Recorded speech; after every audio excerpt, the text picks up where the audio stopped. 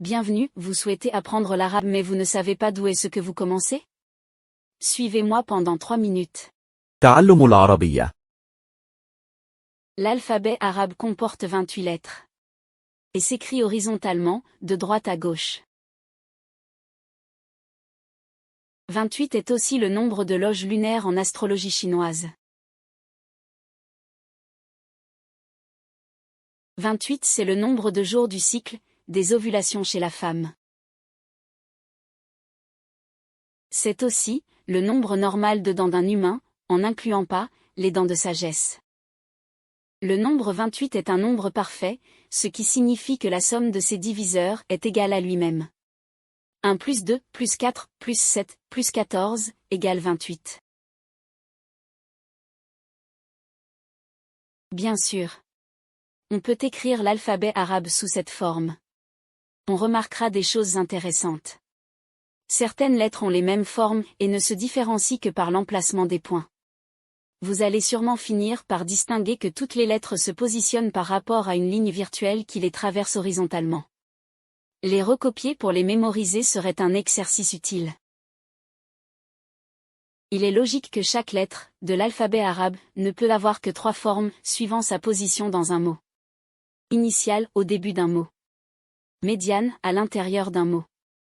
Finale, dernière lettre d'un mot. L'alphabet arabe comme on l'a vu jusqu'à présent, ces lettres sont présentées sous forme finale.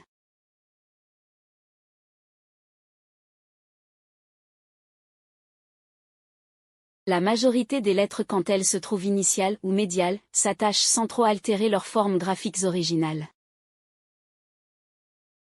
Les lettres suivantes, elles changent pas de forme, mais elles ont la particularité de ne s'attacher que par la droite.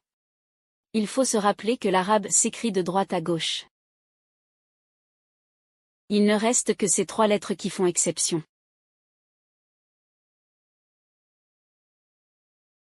Similitude. تشابه. Embarquons pour une douce promenade à travers le fascinant univers de l'alphabet arabe.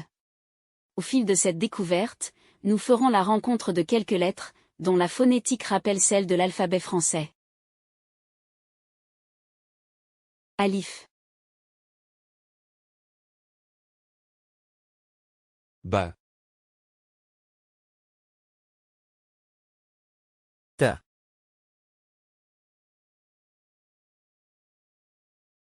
جيم. دال.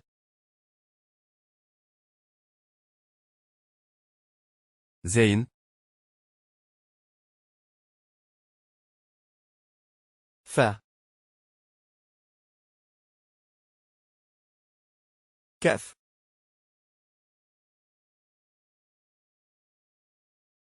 لام.